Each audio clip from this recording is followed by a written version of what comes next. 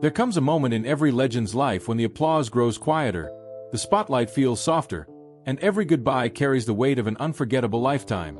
Today, that moment seems to have arrived for one of America's most beloved voices, Al Green. For decades, his voice has drifted through wedding dances, quiet evenings, church pews, heartbreaks, and joyful reunions. It has comforted strangers who never met him and inspired generations of artists who followed in his footsteps. Few singers have ever managed to sound so effortlessly intimate, as if every lyric were meant for one person alone. Whether it was a tender love ballad or a soul-stirring gospel hymn, Al Green possessed a gift that could make millions feel understood. But time changes everyone. Now, at 80 years old, conversations about Al Green are no longer centered only on chart-topping records or sold-out performances.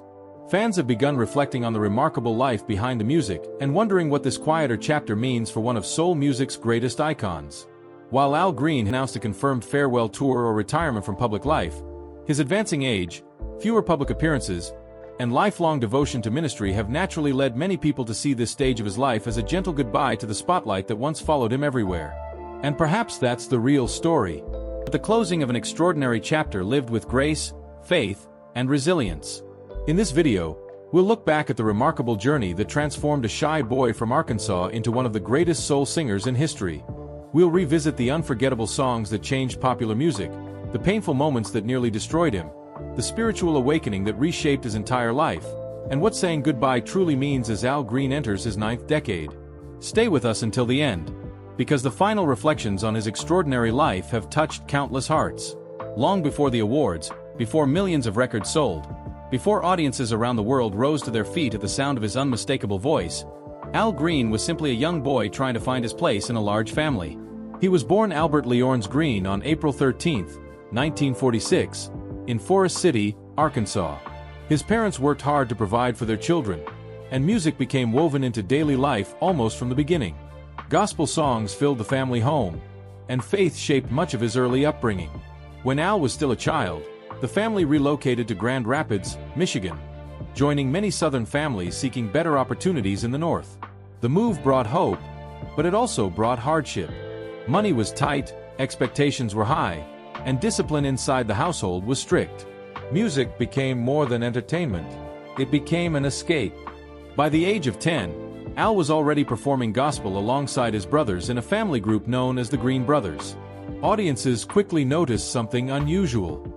His voice carried remarkable warmth even as a child. It wasn't loud or forceful. Instead, it invited listeners closer, drawing them into every note. Yet growing older brought conflict. Like many teenagers during the 1960s, Al became fascinated with secular music. Artists such as Sam Cooke showed him that soul music could express emotion just as deeply as gospel. That fascination reportedly created tension with his deeply religious father, who strongly disapproved of secular singing.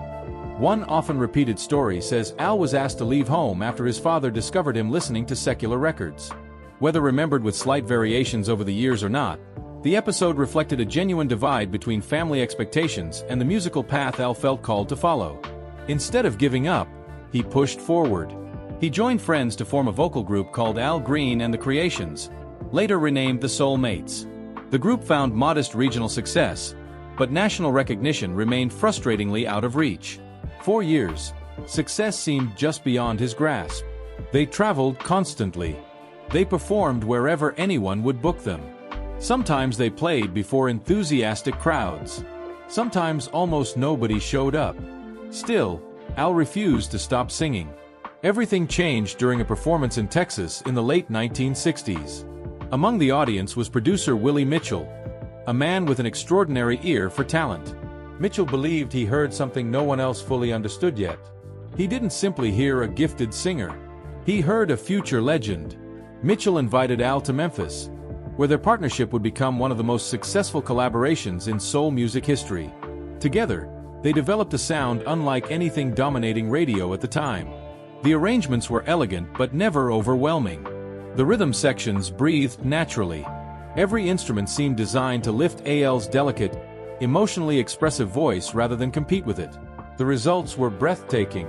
One hit followed another. Tired of being alone. Let's stay together. I'm still in love with you. love and happiness.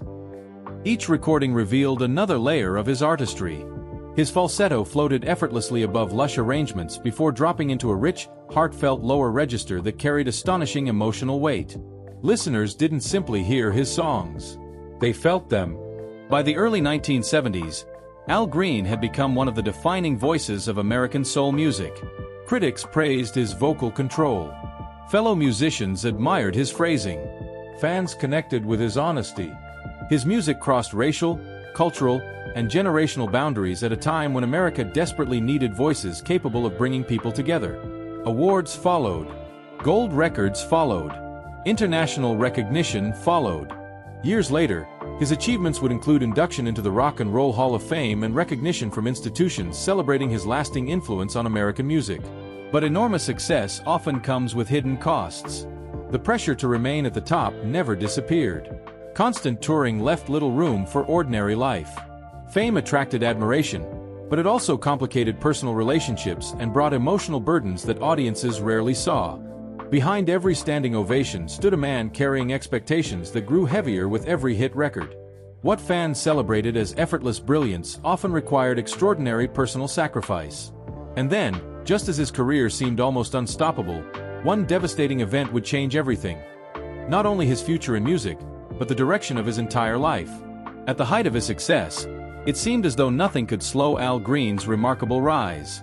His records dominated the charts. Concert halls filled night after night. His smooth voice had become one of the defining sounds of the 1970s. To the public, he appeared to have everything a performer could dream of. But behind the applause, life was becoming increasingly complicated. Fame brought constant attention, and with it came pressures that few people outside the music industry could fully understand. Green was expected to keep recording hit after hit while maintaining an exhausting performance schedule. Every new album carried enormous expectations.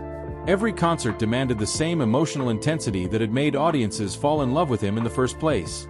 Then came the event that would forever divide his life into before and after. On October 18, 1974, Green was at his Memphis home with a woman named Mary Woodson. According to police reports and Green's own later accounts, an argument escalated dramatically. Woodson poured a pot of scalding hot grits over Green, causing severe burns to much of his back, stomach, and arms. Hours later, she died by suicide. The shocking incident made headlines across America. For Green, however, it was never simply a news story. It was a deeply traumatic experience that left both physical and emotional scars. Recovering from the burns required extensive medical treatment. The emotional impact proved even harder to overcome. Years later, Green would describe the experience as one of the defining moments of his life, a moment that forced him to re-evaluate everything he believed about success, purpose, and the direction his life was taking. His growing spiritual convictions had already begun before the tragedy, but afterward they became impossible for him to ignore. Green often spoke about feeling that God was calling him toward a different path. For many fans, the transition seemed almost unbelievable. One of the biggest stars in soul music, known around the world for romantic classics, was becoming increasingly devoted to gospel music and ministry. In 1976, he purchased a church in Memphis that became the Full Gospel Tabernacle. Not long afterward, he was ordained as a pastor. The pulpit gradually became just as important to him as the recording studio. Some fans struggled to understand the change.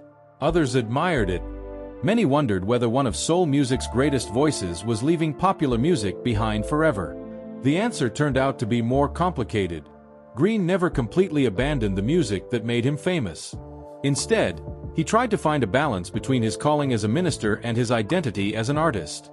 During much of the late 1970s and 1980s, he focused primarily on gospel recordings, earning widespread respect within the gospel community and collecting multiple Grammy Awards in the genre. His sermons and his songs began sharing the same message: faith, hope, redemption. He spoke openly about forgiveness, not only forgiving others but also finding peace within himself. Rather than allowing tragedy to define his future, he searched for meaning in it. That transformation became one of the most remarkable second acts in modern music. Eventually, Green returned to performing many of his classic soul songs, especially during special concerts and major public events. Rather than seeing this as a contradiction, he often explained that music itself was a gift. Whether singing about love or faith, he believed his purpose remained rooted in connecting with people. His influence only grew stronger with time. Artists from vastly different genres praised his work. Singers such as Prince admired his emotional honesty. John Legend has spoken about Green's extraordinary vocal style, while countless performers have cited him as one of the greatest soul singers ever recorded. His recordings have continued to inspire musicians across R&B, pop, rock, gospel, and country. The respect extended far beyond his generation. Even younger audiences who discovered him through streaming services often found themselves captivated by recordings made more than 50 years ago. That is the mark of timeless music. As the decades passed, however, Green's priorities continued to evolve. Instead of chasing every tour opportunity, he spent more time with his ministry and chose public appearances more carefully. He still performed on select occasions, gave interviews, and celebrated important milestones, but the relentless pace that once defined his career naturally slowed. That change wasn't presented as a dramatic retirement. It reflected something much quieter. Perspective. At 80 years old, Green represents a rare kind of artist. Someone who has experienced extraordinary fame, devastating personal tragedy, profound spiritual renewal, and lasting cultural influence, all within a single lifetime. So what does saying goodbye really mean? Based on everything Green has shared publicly over the years, it does not mean turning his back on music or making a confirmed farewell announcement. Instead, it symbolizes a gradual transition from being driven by career ambitions to embracing the life he built beyond the spotlight.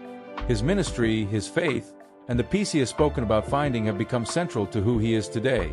For longtime fans, watching this quieter chapter unfold is emotional, not because they are witnessing a sudden ending, but because they understand that every living legend eventually reaches a season where memories begin speaking just as loudly as new performances. And as Al Green continues walking that path with humility and faith, one final chapter remains. A chapter not defined by chart positions or awards, but by the extraordinary legacy that will outlive every standing ovation. As the years passed, something remarkable happened to Al Green. The world never stopped listening. New generations discovered his music long after his biggest hits had left the charts. Young artists sampled his recordings. Legendary singers spoke of him with admiration. Couples continued choosing "Let's Stay Together" as the soundtrack to one of the happiest days of their lives. His voice, once the defining sound of an era, somehow escaped time itself. That is a rare achievement. Many artists are remembered. Only a handful become timeless. Throughout the decades, Al Green received recognition that reflected the extraordinary impact he had made. He earned multiple Grammy Awards, including a Grammy Lifetime Achievement Award. He was welcomed into the Rock and Roll Hall of Fame, where fellow musicians celebrated him as one of the greatest singers ever to stand before a microphone. His recordings have appeared on countless lists of the greatest songs in American music, not because they were simply popular, but because they changed the way people understood soul music. Yet if you listen carefully to those who have worked with him or studied his career, they rarely begin by talking about awards. They talk about the voice. There was something almost impossible to explain about the way Al Green sang. He didn't overpower a song. He invited listeners into it. Every whisper carried emotion. Every pause felt intentional. Every falsetto seemed to float effortlessly before settling into a warm, comforting tone that made listeners believe every word. Artists from different generations have acknowledged that influence. Singers across soul, R&B, gospel, pop, and even rock have pointed to Al Green as one of the vocalists who changed their understanding of what emotional singing could sound like. His style was copied countless times, but never truly duplicated. That influence stretches far beyond record sales. It lives inside the music still being made today. But perhaps the most surprising part of Al Green's story is that, after reaching heights many performers spend a lifetime chasing, his greatest priorities slowly became the simplest ones: faith, peace, purpose. For decades, while fans celebrated the legendary entertainer, members of Full Gospel Tabernacle Church in Memphis knew another side of him. They knew Pastor Al Green. Standing behind a pulpit instead of a concert microphone, he devoted countless hours to preaching, worship, and serving his congregation. The same voice that once filled arenas with love songs was now being used to share messages of hope and faith. To many people, those two worlds seemed completely different. To Green, they were deeply connected. Music had always been his gift. Faith became his foundation. As he grew older, Public appearances naturally became less frequent. The endless touring schedules that once defined his life gradually gave way to a quieter rhythm. Rather than constantly pursuing the next hit record or another world tour, Green appeared content to spend more time with his church, his family, and the life he had carefully built away from the spotlight. That change wasn't dramatic. It wasn't announced with a farewell concert or an emotional press conference. It happened the way life often does. Slowly. Almost quietly. And perhaps that is why so many longtime fans have found themselves reflecting on what this season of his life represents. Today, at 80 years old, Al Green has not officially announced that he is retiring or saying goodbye forever. There is no confirmed final tour. No public declaration that he has reached the end. Instead, what people are witnessing is something much more natural. A legend entering a season where legacy matters more than headlines. Where family matters more than fame. Where peace matters more than applause. It is a reminder that every great career eventually reaches a point where the spotlight no longer becomes the center of life. For Al Green, that shift feels especially meaningful because his journey has never been defined by success alone. He knew poverty before fame. He knew heartbreak while standing at the top of the music world. He survived unimaginable trauma that could have ended everything. He discovered a renewed purpose through faith. And he continued sharing his gift with audiences for decades afterward. Few lives contain so many dramatic turns. Fewer still emerge with hope intact. Perhaps that is why his story continues to resonate with people of every generation. Not because it is perfect, but because it reflects something deeply human. The search for meaning. The desire to be forgiven. The courage to begin again. The wisdom to understand that fame is temporary, while character is lasting. If there is one lesson woven through every chapter of Al Green's extraordinary life, it is that success alone cannot satisfy the human heart. The standing ovations eventually end. Record sales become history. Awards gather dust on shelves. But kindness remains. Faith remains. Love remains. Those closest to Green have often described him as someone who never stopped believing that his life had a greater purpose than entertaining audiences. Even after becoming one of the biggest names in soul music, he continued speaking about gratitude rather than glory. That perspective may explain why he has embraced this quieter chapter with such dignity. For millions of fans, watching Al Green grow older brings mixed emotions. There is gratitude for everything he has given. There is admiration for the strength he showed through unimaginable hardship. And there is an undeniable sadness that comes with realizing even our greatest musical heroes cannot escape the passage of time. But perhaps sadness isn't the only emotion this moment deserves. Perhaps it also deserves celebration. Celebration of a young boy from Arkansas who transformed soul music forever. Celebration of an artist whose voice became one of the most recognizable in history. Celebration of a man who found the strength to rebuild his life after devastating tragedy. And celebration of someone who proved that a person's greatest achievement is not how brightly they shine in the spotlight, but how faithfully they live once the spotlight begins to fade. Because when future generations discover Al Green for the very first time, they won't simply hear beautiful songs. They'll hear a life. A life marked by extraordinary talent, painful trials, unwavering faith, and the quiet grace of a man who never stopped searching for something greater than fame. And maybe that's what goodbye truly means. Not the end of a voice. Not the end of a legacy. But the gentle closing of one remarkable chapter. While the music itself continues to live wherever someone presses play, falls in love, heals from heartbreak, or simply needs a reminder that hope can still be found. Some legends leave behind memories.